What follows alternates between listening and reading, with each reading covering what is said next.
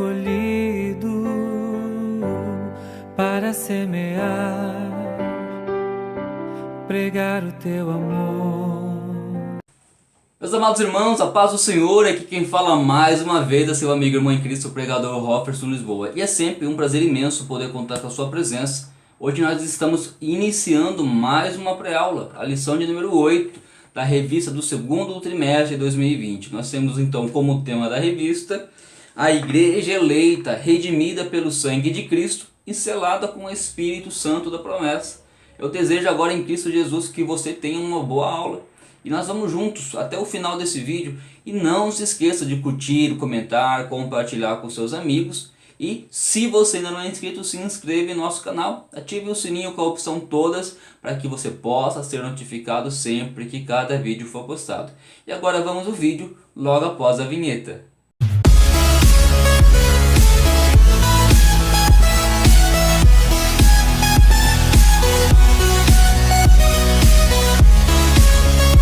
Muito bem, chegamos agora à lição de número 8, que tem como tema edificado sobre o fundamento dos apóstolos e dos profetas.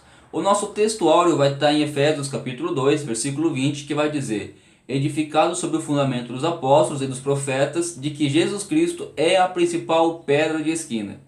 Verdade prática ou verdade a ser praticada vai dizer que Jesus Cristo é a pedra basilar da igreja, que está edificada por meio dos ensinamentos dos apóstolos e do testemunho dos profetas.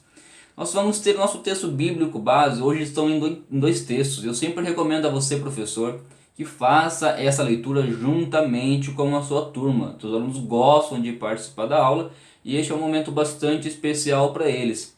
O texto está em Efésios capítulo 2, versículo 20 ao versículo 22 e em Mateus capítulo 7, dos versículos 24 ao versículo 27. A nossa lição também tem alguns objetivos, um objetivo geral e 3 objetivos específicos. O objetivo geral é ensinar que Cristo é a base da igreja e estamos alicerçados na doutrina dos apóstolos e no testemunho dos profetas. E os objetivos específicos, ou seja, um objetivo para cada tópico que a nossa lição é dividida. O primeiro é explicitar que no Antigo Testamento Deus habitou no tabernáculo e no templo, mas que no Novo habita em nós por meio de seu Espírito Santo. O segundo objetivo é justamente apresentar o fundamento da igreja, como a doutrina dos apóstolos e do testemunho dos profetas. E o terceiro é refletir que somos templo do Espírito Santo e devemos viver em santidade. Meus amados irmãos, nós temos aqui então um tema bastante sugestivo e que precisa ser esclarecido. É um tema que muitas vezes gera muitas dúvidas, porque há muitas interpretações, na verdade, aplicações diferentes do que aquilo que a Bíblia nos proporciona. Nós temos ali em Mateus capítulo 16 um texto muito importante para esse tema, que é quando Jesus está interrogando os seus discípulos e Jesus ali pergunta para eles o que dizem sobre ele, o que falam sobre Jesus. Aí eles comentam que muitos dizem que ele é Elias, outros comentam que ele é João Batista ou alguns dos profetas. E Pedro ali tem uma mensagem revelada onde ele diz: olha, tu és Cristo, tu és o Filho de Deus. E Jesus ali meio que parabeniza Pedro, porque aquilo não foi revelado por carne, mas sim pelo próprio Espírito. Então, neste momento, no versículo 18, nós temos Jesus falando algo bastante importante e muitas vezes mal interpretado, onde ele diz: tu és Pedro, e sobre esta pedra edificarei a minha igreja. Aqui, quando nós lemos esse texto, algumas pessoas acabam interpretando 3 formas diferentes de fundamento. Alguns acabam acreditando que Pedro é a pedra fundamental, que Pedro é naquele que a igreja é fundamentada, outros na revelação que Pedro tem, e nós cremos que é o próprio Cristo, devido ao fato da forma como está bastante explícita aqui. Imagina um diálogo entre 2 pessoas, ele fala: olha, tu és Pedro, aponta para Pedro, e sobre esta pedra edificarei a minha igreja, ou seja, sobre mim a igreja ela é edificada. Então nós temos que entender que é um diálogo, temos que imaginar a cena, e quando nós imaginamos, nós não temos mais dúvida. A lição vai falar sobre edificação, sobre fundamento e sobre a igreja, então esteja bastante atento. Eu tenho certeza que você vai sair edificado dessa pré-aula. Meus amados, nós temos aqui então algo bastante importante que o comentarista acaba colocando aqui no Interagindo com o Professor, que é assim: nosso Senhor Jesus Cristo é o edificador da igreja. Os santos, profetas e apóstolos testemunharam e ensinaram sobre este edificador. Nesse sentido, podemos dizer que a fé cristã é um edifício em que Cristo é a pedra angular, isto é, a pedra principal. E os ensinos dos apóstolos e os testemunhos dos profetas são o fundamento erguido sobre esta pedra angular. Portanto, tudo que os apóstolos e os profetas ensinaram e testemunharam é fiel ao que Cristo ensinou e praticou. Quando nós imaginamos uma construção, e logo de início, a nossa construção, para que ela venha a permanecer firme, para que ela possa crescer, para que ela possa ter um bom desenvolvimento, ela precisa de um fundamento, ela precisa de uma base. Então, quando você imagina um grande edifício, imagina um grande prédio, a igreja, nesse caso, está sendo comparada a um edifício. E o que é uma pedra angular? O que é uma pedra basilar? É justamente aquela primeira pedra que é colocada no início da construção. Ela é colocada na esquina da construção. Por quê? Através dessa pedra que vai estar suportando todo o restante do fundamento, né? Todo o restante da construção. É essa pedra que suporta.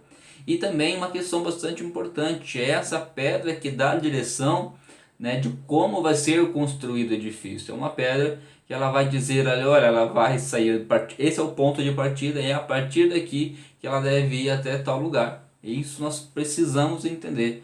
E a igreja, ela tem como pedra fundamental o Senhor Jesus, né? Nós somos fundamentados no Senhor Jesus, Ele é a rocha inabalável.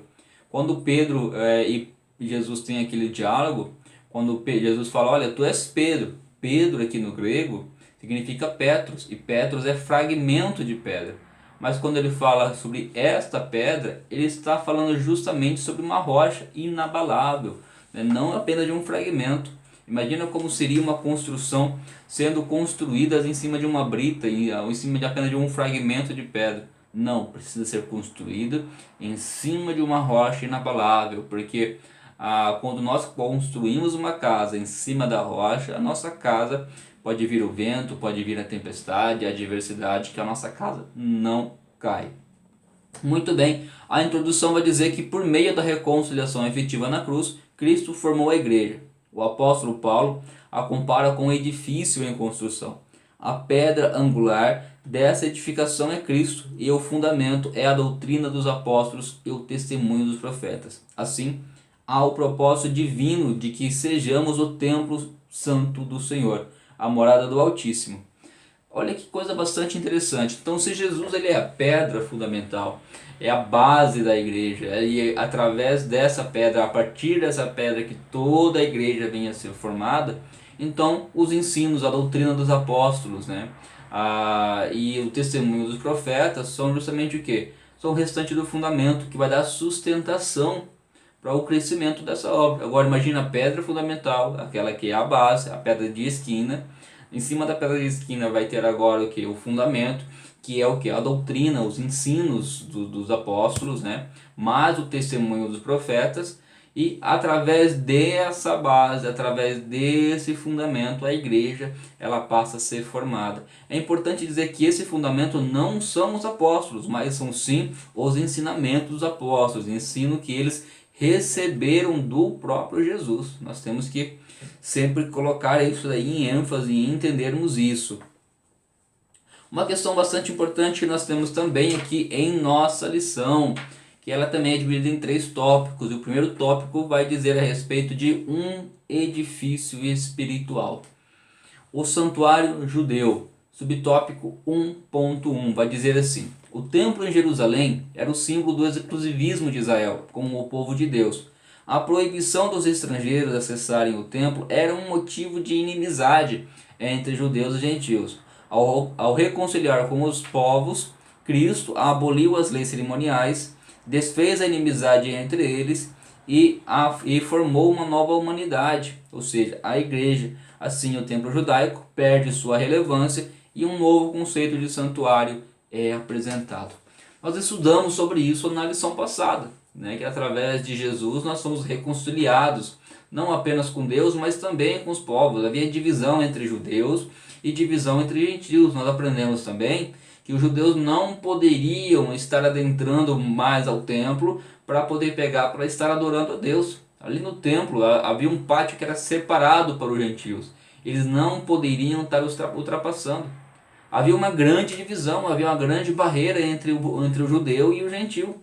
Mas quando Cristo entrega a sua vida na cruz do Calvário, essa barreira é quebrada, essa barreira ela não existe mais. Assim, judeus e gentios formam-se então apenas um povo, e esse povo é justamente a igreja do Senhor, né? E esse povo precisa ter um fundamento, e esse fundamento é Cristo Jesus. Então, o segundo tópico vai dizer o santuário cristão. Os que pertencem a Cristo são comparados a um edifício onde Deus habita em espírito. O ensino apostólico lembra Salomão quando este reconheceu que o templo em Jerusalém não poderia conter a Deus, e reafirma a instrução de Estevão em que o Altíssimo não habita em templos feitos por mãos humanas. Desse modo, os crentes judeus ou gentios tornaram-se o templo onde o Espírito de Deus habita, em que eles são pedras vivas em um edifício espiritual. Então, antes de Cristo, a adoração era voltada para o templo, né? Pegar o Antigo Testamento, nós vamos ter um período no qual a adoração toda era no tabernáculo, e depois, após Salomão, nós temos então através do templo que foi edificado, e ali as pessoas iam para o templo para prestar a sua adoração a Deus, e somente ali poderia ser prestada adoração. Lembrando mais uma vez que os judeus poderiam entrar ali dentro do templo, e os gentios tinham um lugar específico que limitava até onde eles podiam estar indo. Agora, já no Novo Testamento, não é mais o templo ele perde toda essa relevância. Agora você tem uma liberdade maior, você pode entrar agora no lugar santíssimo, ou no Santo dos Santos, na presença de Deus, porque agora o templo, o santuário cristão agora ele é espiritual. Agora o cristão ele passa a ser a morada de Deus, ele é o tabernáculo móvel. Agora o Espírito Santo de Deus, ou seja, a presença de Deus habita no ser humano, e o ser humano pode adorar a Deus em todos os lugares. É importante lembrar isso, que você é o templo de Deus, que você é o santuário cristão, que o Espírito Santo de Deus, que é a presença de Deus, habita dentro de você, e você tem toda a liberdade para orar, para louvar, exaltar e engrandecer o nome do Senhor. Através de Jesus Cristo nós tivemos acesso a essa grande oportunidade. Então, o santuário cristão. E o terceiro, nós podemos ver aqui, subtópico, que é a pedra angular, onde vai dizer que na arquitetura antiga a construção de um edifício requeria uma pedra angular. Ela é traduzida como a pedra mais importante ou pedra principal. Ela era posta no canto do prédio para sustentar o alicerce, firmar e unir toda a estrutura e manter as paredes em linha certa. Para que se tenha uma ideia dessa dimensão, em uma das escavações no local do templo em Jerusalém, foi encontrado um monólito com cerca de 12 metros de comprimento. Olha só que maravilha! 12 metros de comprimento foi encontrado então por alguns arqueologistas ali nas escavações, essa pedra, esse monólito ali, por 12 metros de comprimento. Então, é através da pedra de esquina que nós temos a direção e todo o suporte para que um edifício possa ser construído, para que ele possa permanecer de pé. E para que ele tenha uma direção, é necessário que siga justamente o que? As dimensões e a direção que essa pedra dá. Para que a igreja, para que nós como igreja possamos permanecer de pé, nós temos que seguir a direção de Deus. Nós temos que entender e viver e conhecer a Deus de uma forma profunda, para que nós possamos seguir a direção a qual Deus está nos direcionando. Só assim que nós permaneceremos de pé como igreja, como pessoas, tanto no individual como também aqui no sentido geral e no sentido coletivo. Então Cristo é a pedra principal, subtópico de número 4. A identificação de Cristo como pedra angular remonta à profecia messiânica em que a pedra rejeitada tornou-se cabeça de esquina. Está lá no Salmo 118, versículo 22. Leia com a sua turma. Bastante importante que se faça o uso da Bíblia durante a sua escola bíblica dominical.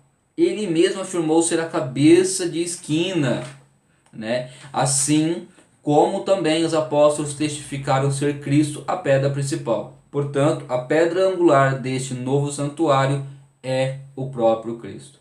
O Sermão do Monte, aprendemos que o homem prudente edifica sua casa sobre a rocha e que Cristo, que é Cristo Jesus.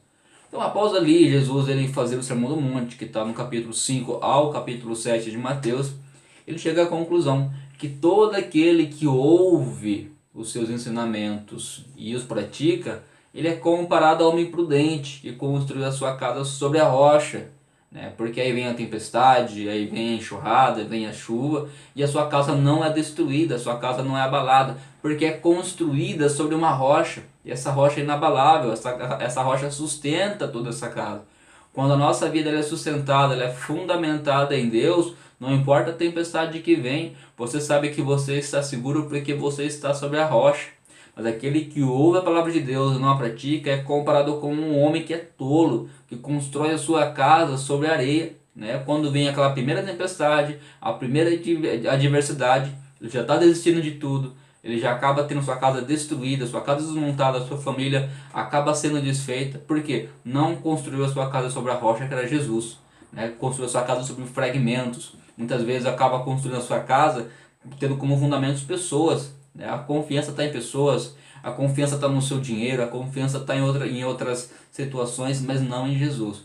Nós temos que ter a nossa casa, a nossa vida fundamentada no quê?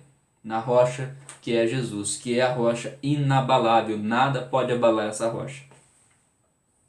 Tópico de número 2, que maravilha. O tópico de número 2 a respeito então do fundamento dos apóstolos e dos profetas. Fundamento dos apóstolos e dos profetas. É um tema bastante interessante que a gente precisa esclarecer algumas coisas. Primeiro, o conceito dos apóstolos. Tópico de número 1, ou subtópico de número 1, que diz assim: o termo grego apóstolos é usado para enviado ou mensageiro. O apostolado é centrado na natureza da missão de Cristo, que foi enviado para ser o Salvador do mundo. Nos evangelhos Mateus, Marcos e Lucas usam o termo quando se referem aos 12 escolhidos por Deus. Eles foram testemunhas oculares do ministério, morte e ressurreição do nosso Senhor. Assim, Paulo também foi chamado pelo próprio Senhor para ser apóstolo. Aos apóstolos foi confiado o ministério da palavra com o compromisso de instruir a igreja. Nesse aspecto, os apóstolos são aqueles que foram comissionados por Cristo para a igreja primitiva e a mensagem de Cristo, o fundamento. Então, algo bastante importante que nós precisamos saber a respeito do conceito dos apóstolos. O apóstolo ele tem ali na sua tradução original que ele é o que? Ele é o mensageiro, é aquele que é enviado. Quando falamos aqui no Novo Testamento, quando se fala de apóstolo, ele está falando praticamente aqui dos 12 que Jesus enviou, aos 12 que Jesus comissionou para dar início à igreja. Além desses 12, nós temos também aqui o apóstolo Paulo, que ele teve uma experiência pessoal com Jesus, a qual o próprio Jesus comissionou o apóstolo Paulo, ou seja, comissionou ele a apóstolo, né? E qual era a função do apóstolo? Era justamente o que ele instruir a igreja. Foram através dos apóstolos que os primeiros cristãos, os primeiros crentes tiveram as instruções de como a igreja ela é formada, de como deveriam agir e de como deveriam propagar o evangelho. Mas a base, o fundamento no qual os apóstolos instruíram foram que os ensinamentos do próprio Jesus. Nós temos então e acompanhamos que após Jesus ele ressuscitar, antes dele ir aos altos céus, Jesus esteve por um tempo ali com os apóstolos, justamente o quê? Dando instruções. Instruções sobre o que eles deveriam estar passando para a igreja, de como eles deveriam se comportar, de como eles deveriam formar a igreja. Então a base, ou seja, o fundamento principal da igreja são os ensinos, né? Os ensinos dos apóstolos, que são baseados, tem como base, como pedra angular, justamente o próprio Senhor Jesus. Nós vamos ter então, subtópico 2, a doutrina dos apóstolos. Agora os ensinos dos apóstolos, preste bastante atenção, que é um tema muito legal. Embora não se possa desassociar das pessoas o ofício que ocupavam, o que constitui o fundamento da igreja não são os apóstolos em si, mas a doutrina que eles ensinavam, ou seja, as escrituras. Os apóstolos receberam a doutrina diretamente de Cristo, assim como não se pode mexer na pedra angular depois de colocado o alicerce, igualmente o fundamento da igreja não pode ser violado.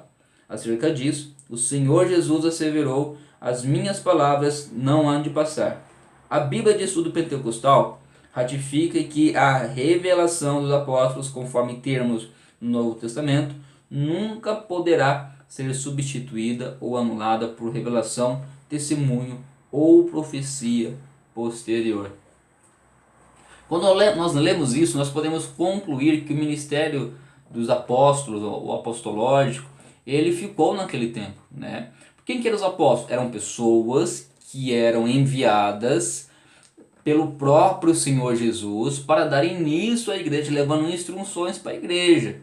Hoje nós temos muitas pessoas que se denominam apóstolos, mas apóstolos na sua essência são esses aqui, a qual tiveram essa experiência pessoal e foram comissionados pessoalmente pelo Senhor Jesus para levar aquelas instruções, né? Então nós precisamos entender que esses são os verdadeiros apóstolos. Uma questão bastante importante que nós temos que colocar, que os fundamentos da igreja não são os apóstolos, e sim os ensinos dos apóstolos, a doutrina dos apóstolos, os ensinamentos que os apóstolos receberam do próprio Jesus. E como diz aqui no comentário da Bíblia Pentecostal de Estudo, né, e que a revelação dos apóstolos, conforme temos no Novo Testamento, nunca poderá ser substituída ou anulada por revelação, testemunho ou profecia posterior. Nós temos muitas seitas, né, que têm como suas bases e como seus fundamentos histórias de pessoas que receberam revelações e foram reconhecidos por alguns como os profetas, que na verdade o que? Contradiz o que a própria Bíblia Sagrada nos ensina, nos instrui, ou seja, contradiz aquilo que o próprio Senhor Jesus deixou revelado para os seus apóstolos. E isso daqui, meus irmãos, nós temos que tomar bastante cuidado. Por isso que é importante você conhecer a palavra de Deus, para que você não possa cair em nenhuma dessas armadilhas. E o subtópico 3, o testemunho dos profetas. Agora, nós temos um ponto aqui que nós precisamos de ter um cuidado. A palavra grega profetes significa proclamador e intérprete da revelação divina. A ordem da frase em grego, em Efésios 2, versículo 20, apóstolos e profetas, indica tratar-se dos profetas da igreja e não os do Antigo Testamento. Mais adiante, Paulo assegura que a compreensão do mistério que no passado estivera oculto, de que os gentios tinham igual posição no corpo de Cristo e eram participantes da promessa, foi revelado pelo Espírito aos profetas do Novo Testamento. Assim, os profetas neotestamentários que falaram inspirados pelo Espírito Santo perfazem o alicerce da igreja de Cristo. Então, juntamente com o que? Com a doutrina dos apóstolos, nós temos também o testemunho dos profetas. Lembrando que esses profetas não são os profetas do Antigo Testamento, né? Não são o testemunho dos profetas do Antigo Testamento. Nós estamos falando a respeito da igreja, mas sim agora de pessoas que eram usados por Deus, né, para revelar algumas profecias que Deus dava para eles. Deus usava algumas pessoas para estar revelando algo que outrora estava oculto. Assim como no dia de hoje não existe mais profetas, mas o que nós temos hoje são pessoas que são usadas em profecia pelo Espírito Santo de Deus. E nós precisamos então entender isso. Ouço algumas coisas que chegam a doer os ouvidos, né? Principalmente quando a gente vê alguns banners, algumas situações onde a gente vê, hoje vai estar pregando aqui o profeta não sei quem, aí hoje o apóstolo não sei o que, o levita. Gente, todas essas pessoas, eles tiveram sua contribuição e existe algo específico para que eles tivessem essa nomenclatura. Apóstolo, nós vemos aqui que eram pessoas que foram direcionadas, que foram instruídas pelo próprio Jesus Cristo, né, quando estava aqui na terra. Então apóstolos são aqueles 12, mais o apóstolo Paulo, que teve aquela experiência com o próprio Jesus ali, o instruindo e ensinando. Nós temos os levitas, que são descendentes da família de Levi, e que tinham uma função ali de honra que o próprio Senhor Deus ali destinou a eles.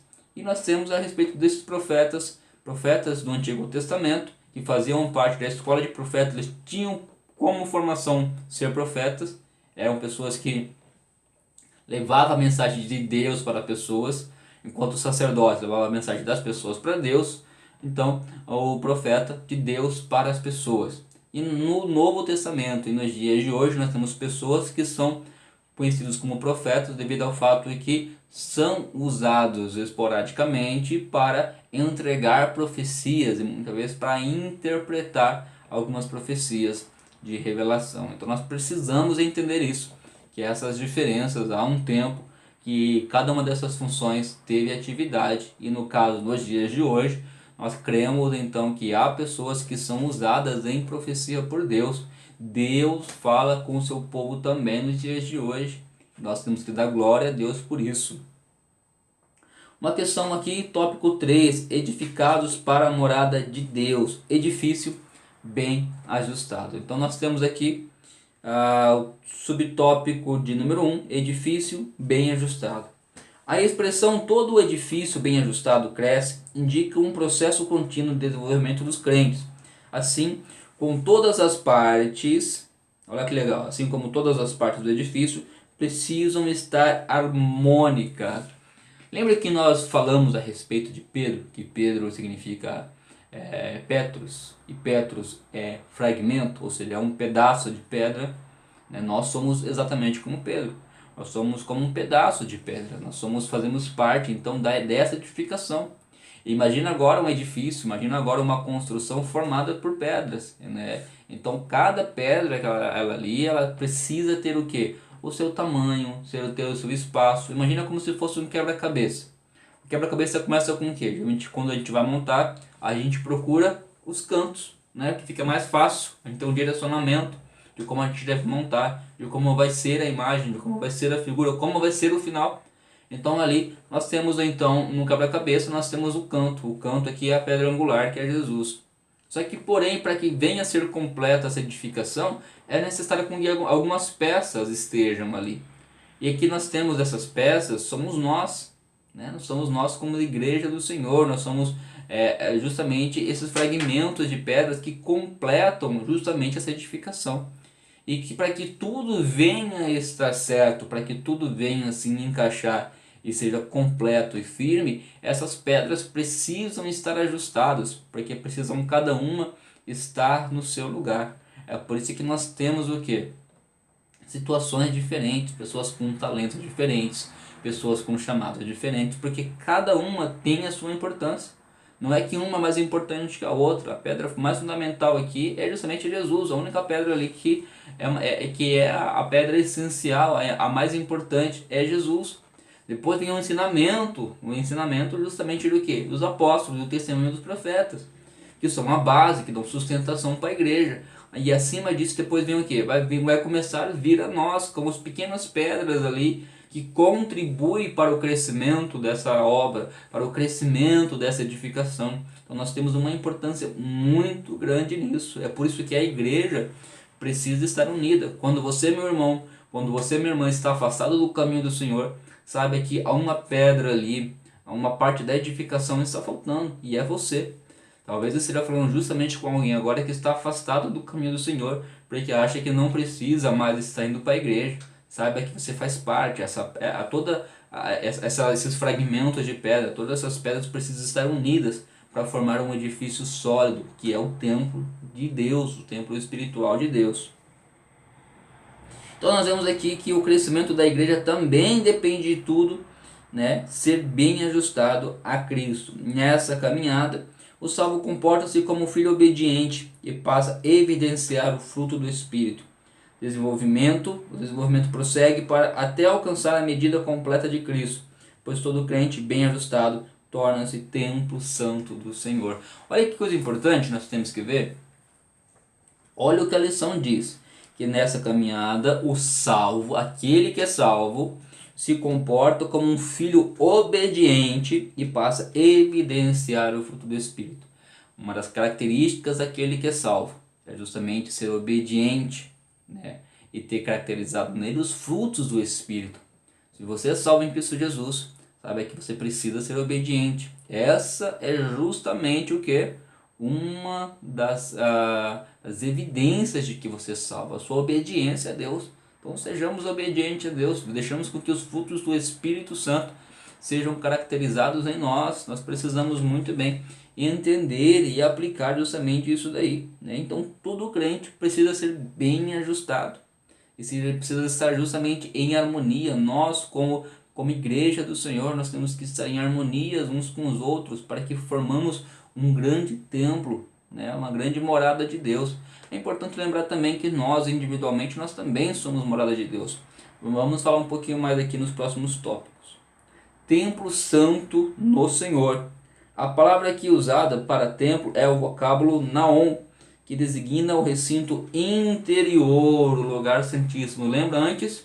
Nós tínhamos no tabernáculo e no templo as 3 divisões. Você tinha um ato, que era o pátio, né? Você tinha o lugar santo, onde ali os sacerdotes faziam os trabalhos de purificação em todo do templo, e o lugar santíssimo ou santo dos santos, que era onde ficava a arca da aliança, onde ficava a presença de Deus representada pela arca. Hoje nós somos o que? Nós somos esse lugar santíssimo, é onde está a presença de Deus. A presença de Deus está em nós. Hoje nós somos o próprio lugar santíssimo. Nós precisamos entender isso. Ou seja, o lugar do encontro do sumo sacerdote com Deus. Lembra? Lembra como é que funcionava? Que apenas o sumo sacerdote podia ter acesso a esse lugar? Era um lugar que tinha um nível de purificação imenso. Se o sumo sacerdote não estivesse purificado, não estivesse de uma forma preparado, separado, santificado, se ele adentrasse naquele lugar, ele era fulminado, ele morria. E nós, como templo do Senhor, como lugar santíssimo, temos que ser o quê? Pessoas santificadas, purificadas, porque é em nós que está a presença de Deus. E a presença de Deus habita em um lugar santo, em um lugar exclusivo para Ele, em um lugar purificado, para que a presença dEle possa se manifestar através de nós. Você é templo do Senhor, meu irmão. Você é templo do Senhor, minha irmã. Você precisa estar purificado. Você precisa estar santificado, firmado na rocha que é Cristo Jesus, né? Então, todavia, a analogia paulina não se refere a uma estrutura material, mas sim ao crente que se tornou o templo santo, separado do pecado. Quem pertence a Cristo passa a viver em santidade. Olha só, quem pertence a Cristo passa a viver em santidade, separado para Deus, algo importantíssimo. Ao desfrutar da comunhão divina, o crente recebe o livre acesso à presença do Pai, tornando-se assim morada de Deus no Espírito. Olha que maravilha! Hoje nós não precisamos, nós não temos na verdade o que? Para adorar a Deus, que estar exatamente muitas vezes no templo. No que nós adoramos a Deus hoje, o que? Em espírito e em verdade. Hoje nós somos a própria habitação de Deus. O Espírito Santo habita em nós. Nós somos o que? Nós somos o tabernáculo móvel. E nós também somos conhecidos como pedras vivas. Aí quando eu entendo como pedras vivas, eu lembro de uma construção, de uma edificação, que é a analogia que o apóstolo Paulo faz aqui nessa carta. Eu tenho que lembrar que mesmo sendo o templo de Deus, que mesmo sendo casa de Deus, habitação de Deus, sabendo que Ele habita dentro de mim, eu preciso estar unido com toda a igreja. Então todos os crentes, todos aqueles que têm Cristo Jesus, eles precisam estar harmonicamente unidos. É por isso que nós nos reunimos em comunidade. A igreja é uma comunidade, né, onde os cristãos se reúnem ali. E quando há essa união, nós podemos então imaginar ali o que? Um grande edifício sendo formado, né? A casa de Deus ali sendo formada de uma forma completa. E subtópico 3, a morada do Altíssimo. No Antigo Testamento, a expressão morada de Deus fazia alusão ao tabernáculo e depois ao templo israelita. Indicava lugar de habitação permanente e de comunhão íntima. Como já vimos, o crente tornou-se templo santo no Senhor. Isso indica que Deus habita em nós por meio de seu Espírito Santo. E que tal afirmação ratifica o ensino apostólico de que Deus não habita em templos feitos por mãos de homens, ele reside individualmente dentro de cada cristão, bem como no corpo inteiro de crentes, a igreja é formada por judeus e gentios. Deus não habita em templo feito por mãos humanas, correto? Deus não habita em templo feito por mãos humanas, porque Ele habita dentro de nós. Mas nós temos sim que estar sempre juntos em comunidade, porque como diz aqui, Ele reside individualmente dentro de cada um, bem como no corpo inteiro dos crentes, ou seja, na união dos crentes. A igreja é formada por judeus e gentios. A igreja precisa estar unida. A igreja precisa estar em harmonia. Nós somos a habitação de Deus. Por isso, quando nós vamos ao culto, nós vamos ao templo, como nós vamos à casa de Deus, nós falamos, olha, Deus está presente. Deus não estava presente de uma forma mais clara, né, presencial, no templo antes de ter ninguém. Mas a partir do momento que chegou o primeiro irmão na igreja, Deus estava ali presente, né? Claro, Deus é onipresente, Ele está em todos os lugares, mas a manifestação de Deus nós temos ali justamente quando o primeiro irmão chegou ali na igreja, Deus já está presente aqui naquele lugar. Chegou alguém em Cristo naquela igreja, naquele templo, Deus está presente naquele lugar. É porque Deus habita na vida daquele irmão. Deus habita na minha e na sua vida. Nós temos que entender isso. Isso é uma grande honra, mas também uma grande responsabilidade. Por isso que nós temos que viver em santidade em Cristo Jesus. E nossa conclusão vai dizer que a comparação da igreja como edifício em construção indica que estamos em processo de aperfeiçoamento, até que todos cheguemos à unidade da fé. A pedra angular, que é o próprio Cristo, não pode ser substituída. A doutrina dos apóstolos e o testemunho dos profetas não podem ser revogados. Nós estamos como pedras que fazem parte dessa construção em um processo de santidade, um processo onde nós estamos sendo ajustados, né, para a formação justamente desse grande edifício. Por isso que muitas vezes a gente passa por alguns processos doloridos. Para uma pedra ser lapidada, ela precisa muitas vezes sofrer algumas consequências, algumas batidas. E nós, como pedras vivas, muitas vezes sentimos quando nós precisamos ser moldados. Então, meu amado irmão, minha amada irmã, sinta-se feliz sempre que alguma provação passar pela sua vida, porque é Deus te moldando, Deus te ajustando. Nós estamos em processo de santificação. Para que uma joia se torne uma pedra preciosa, ela precisa desfazer muito da sua matéria bruta. E nós temos que tirar muito de nós mesmos para que nós possamos ser o quê? Uma pedra preciosa no edifício, no templo, na casa de Deus. Ser tu uma bênção, meu irmão. Seja tu também uma bênção, minha irmã. E vamos juntos, rompendo contra as portas do inferno, pregando o Evangelho, anunciando a salvação. Que Deus abençoe e vamos continuar sempre ali, unidos na unidade da fé, até que Jesus venha nos buscar. Amém.